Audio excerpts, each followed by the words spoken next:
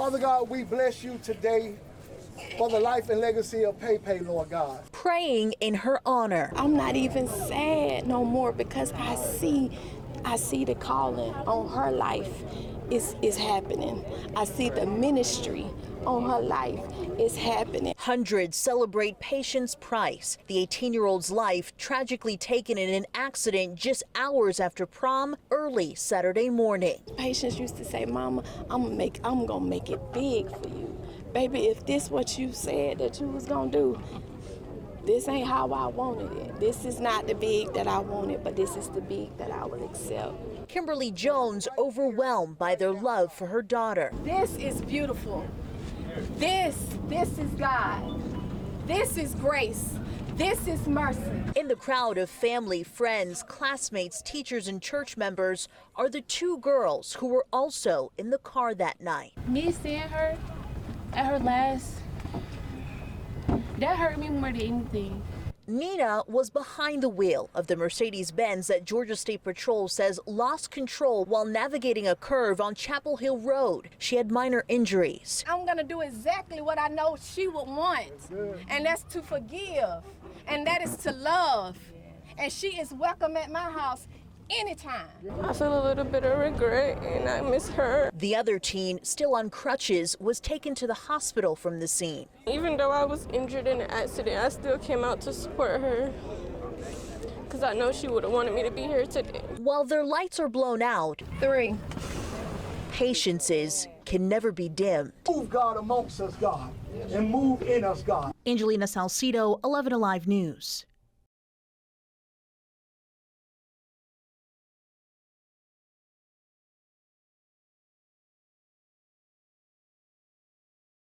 Atlanta police blocking off part of Atlantic Station as officers investigate a triple shooting they say happened inside an apartment at 17th Street Lofts. Police say a 23-year-old man was shot in the torso and died at the hospital. A 26-year-old man and 32-year-old woman were both shot in the arm and are expected to be okay. It's usually a peaceful little family environment, so, to hear that this going on in Atlantic Station, that's disheartening. Lateef Johnson says he rushed over when he heard there was a shooting here, concerned about his friend who works at an Atlantic Station restaurant. We're just trying to make sure that, it wasn't a maniac outside. Out here, all the police was already taping stuff off, so it's kind of, been settled down and whatnot. There are several businesses below the building. APD Lieutenant Christopher Butler says they were not impacted. It appeared it was an isolated incident, so the officers did a good job of, taping everything off and making it secure, but it didn't appear like anybody had to be evacuated or anything. Lieutenant Butler says officers are still investigating what led up to the shooting. They believe at least one of the victims lived in the apartment. So far, we've located one round that did travel through an apartment, so thankfully that apartment was vacant, so there was nobody in there. We were able to determine nobody else was injured inside of there. So yeah, it could be very dangerous, but thankfully everything inside the adjacent apartment was okay. In Atlanta, Gilad Malamed, 11Alive News.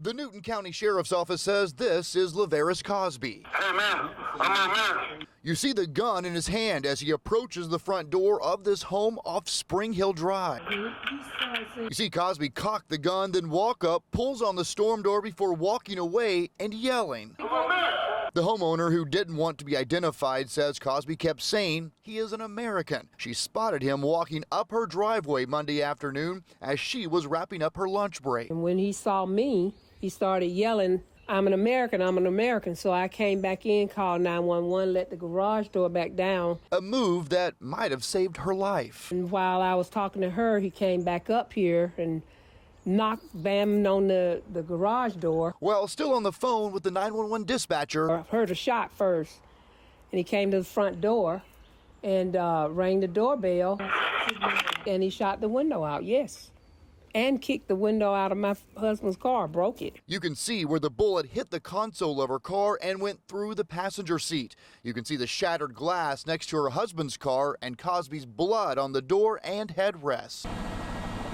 Within minutes, Newton County deputies swarmed the neighborhood. This picture capturing Cosby's arrest as he was loaded onto a stretcher before being escorted to the hospital. Detectives combed the neighborhood throughout the afternoon and say Cosby broke into at least one other home and fired additional shots. As for the woman who spotted him, she's thankful she walked out when she did and not a few seconds later. I hate to even think about it. I just thank God that he was just protecting me. That's all.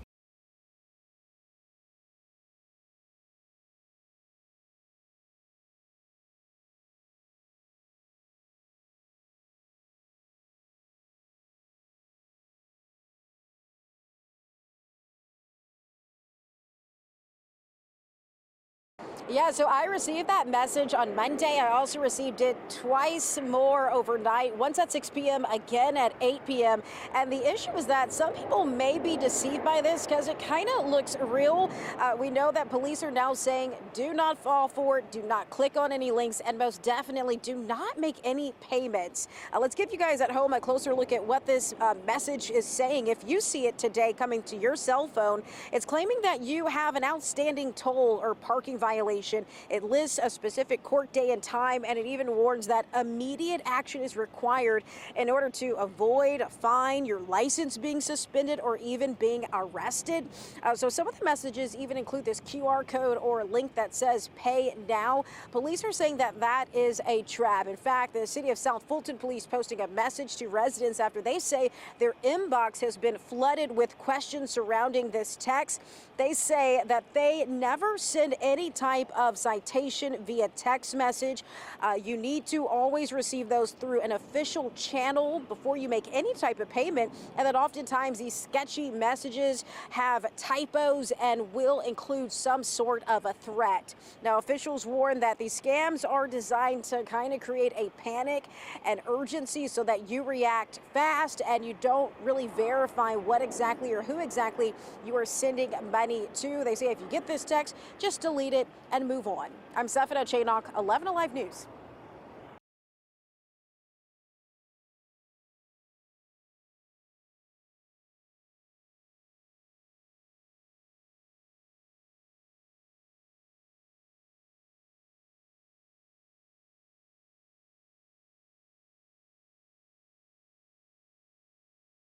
These moms want people from every congressional district in every state to sign up for the Stop Underrides National Town Hall. Now, the virtual event will be in 2 weeks, and you can participate right from your living room. An underride is when a vehicle, bike, or pedestrian goes under a semi-truck in an accident.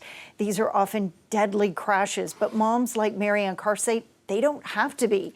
Since Karth lost 2 of her daughters in an underride more than a decade ago, she has successfully lobbied for stronger bars on the back of trucks to stop vehicles. That allows safety gear like seatbelts and airbags to do their job. But Karth believes there are better designs for those bars to protect cars that hit at an angle. And she wants guards along the sides of trucks as well. Now, her hope is to educate the public and lawmakers during this town hall and raise support for a new bill introduced to prevent underride deaths.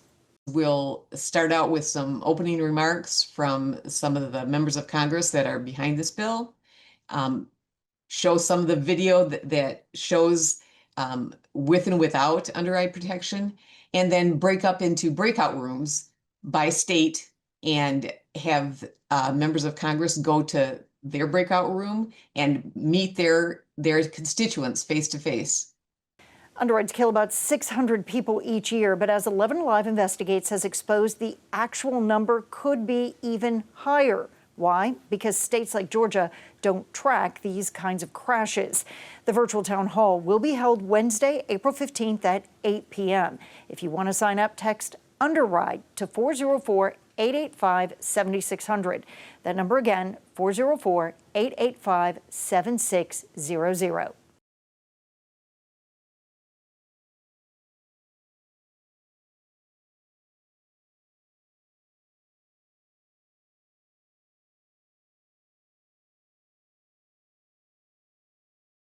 The hole in the wall may seem small, but it's causing big problems and even bigger bucks. Day 5 without power, so 96 hours. Michael Helgeson says on Friday a worker with AT&T came out to his house to install fiber internet, and when he began to drill, it sparked, the lights flickered, went out, and then black smoke started pouring out of the hole in the wall. Had that electrical burn smell. Helgeson says it appears the worker had hit the main wire to his home that supplies electricity, not only knocking out his power, but 6 of his neighbors after it tripped the transformer they share. Helgeson says his neighbor's power has been restored, but meanwhile, he's having to use this generator that's only able to power up a few lamps. And because his house was built in the 80s, to repair and replace the wiring could cost thousands. Well, the electrician quoted, $18,000. The kicker here, Helgeson says AT&T wants him to pay the 18 grand and they'll reimburse him. Trying to get anybody on the phone was enough of a hassle. Trying to get reimbursed for $20,000 that I had to put up, I imagine would be near impossible. In the meantime, Helgeson says AT&T is sending him a check for $1,500 to pay for an industrial generator that will do more than just light up some lamps. In Marietta, Chase Howell, 11Alive News.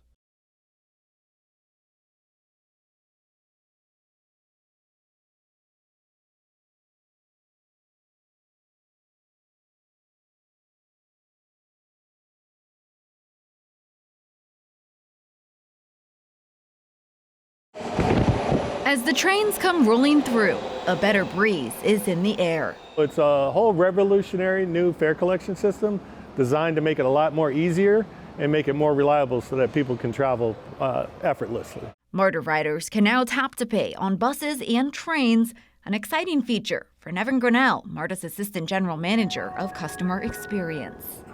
People are excited and anxious. They want to get their card and they want to get going right away. And they're excited about being able to use their credit card. That transition period will take time. Have to have a new card or be able to pay.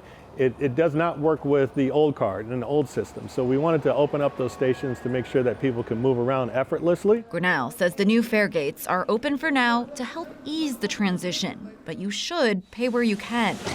We encourage people to tap where they can so that they can exhaust their old system or their old card. But we just wanted to make sure it was easy for our customers to move forward. If you have one of the old MARTA Breeze cards, you have until May 2nd to use the remaining balance, or you can bring it to the MARTA offices where they will transition it to one of the new ones. At the Lindbergh station, Grace King, 11Alive News.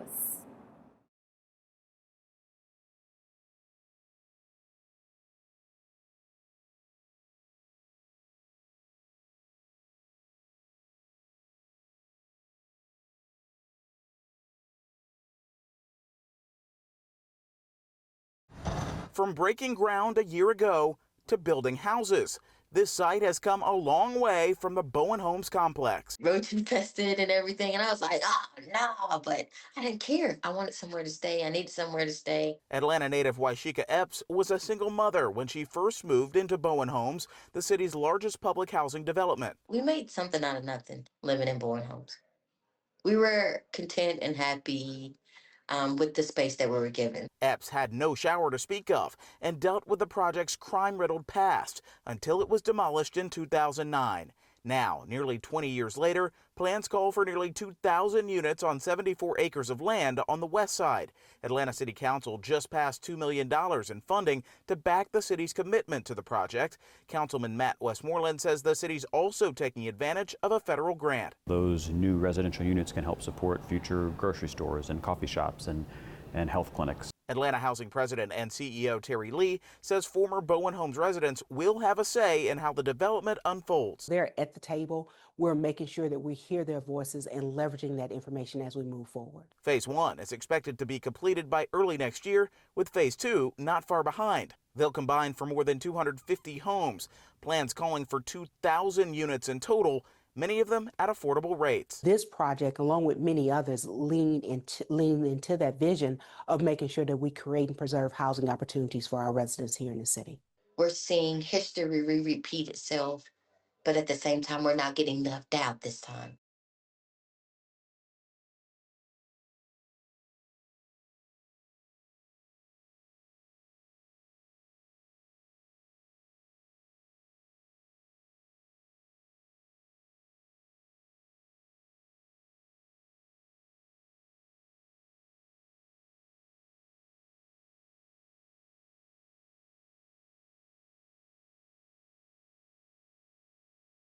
How about some good news? A happy ending for the Tyler Perry gift cards for TSA, a major turnaround in a story that really struck a nerve. I just talked with a spokesperson for Tyler Perry who says they received confirmation that TSA workers in Atlanta can now keep those gift cards after all. That's after days of confusion and frustration. Employees were initially told they had to give them back. Tyler Perry donated $250,000 in gift cards to help TSA agents who'd been working nearly 6 weeks without pay during the shutdown. His team says as of today, Tuesday, March 31st, legal officials confirm the issue is resolved. I want to point out that before Tyler Perry's team gave those gift cards, they had gone through the proper channels and had been given the legal okay. About 100 workers ended up turning those cards back in, but most of them were empty. They were drained trying to cover groceries, gas, and basic needs. But those physical cards will now be given back as keepsakes, a reminder of what a lot of people are telling me was a lifeline. Sources inside TSA tell me the donation wasn't just financial, it was a huge morale boost during one of the toughest stretches on the job. You know, those lines out the door and then these agents working without pay day after day. So that unexpected visit from Atlanta's own Tyler Perry turned into a powerful moment of support. And so many of you reached out saying you hoped for a solution or a change of heart. And that is exactly what happened.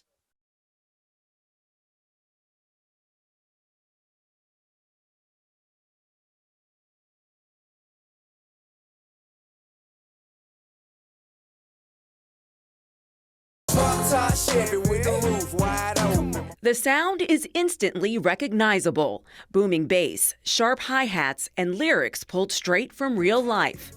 Now the documentary, The Birth of Trap Music, is tracing how the Atlanta-born genre became a global force. The frequencies that come from trap and our 808s and that bass, it just hits you in the chest. Grammy-winning producer Drumma Boy was at the center when trap music emerged in the late 1990s, producing hits like Put On by Young Jeezy and a string of songs for T.I. Drumma Boy put the rappers together with other trap pioneers, including Gucci Mane and Yo Gotti, to share their firsthand accounts of how the music came to life. Just the footage that I'm sitting on and sessions that I've recorded and whatnot, just me being able to share that with the world, I think will be super inspiring. Drumma Boy also wants to break the stereotype that trap music glorifies drug culture.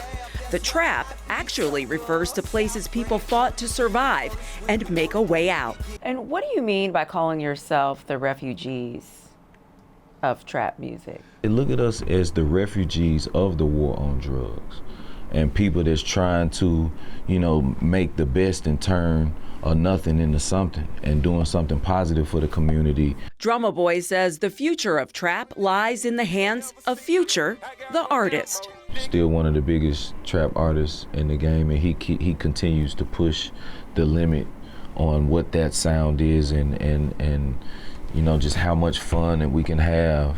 Danielle Nottingham, 11Alive News.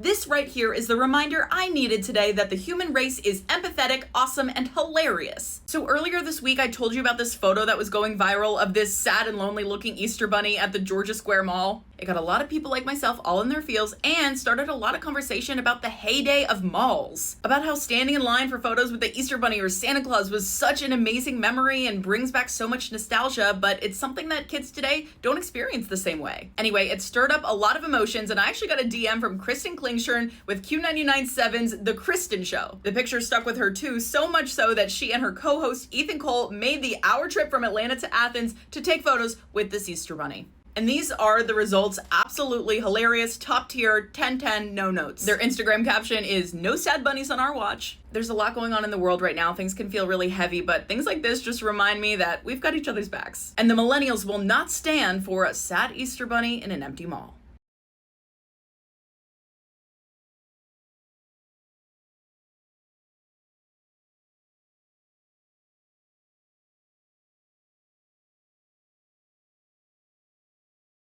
I actually was a little brother in the program when I was about 7 or 8 years old. Lance Horn Jr. made a promise to himself that one day he'd do the same for someone else. Now he is. It really has been an honor to be your little. 3 years ago, Lance was matched with Caden. Went through the whole process. We finally met. We just clicked. That kind of connection is what this program is built on. And right now, there's a big need for more of it. We have over 200 young people waiting for mentors. Young men like Caden, over 200 who are waiting. So we need more people to sign up. For Lance, the connection with Caden felt familiar right away. When I looked at him, I looked at a piece of me, right? He was a young man who was the man of his house, and I became the man of my house at a young age, like I said, losing my father. And I felt like I had a lot of tools and a lot of lessons that I could pass down to him. And over time, that mentorship is making a difference. It honestly felt like I had somebody that I could rely on. For Lance, it's not about having all the answers. Just because I'm a big brother doesn't mean I got it all figured out. It's about being there. I have somebody that I can rely on.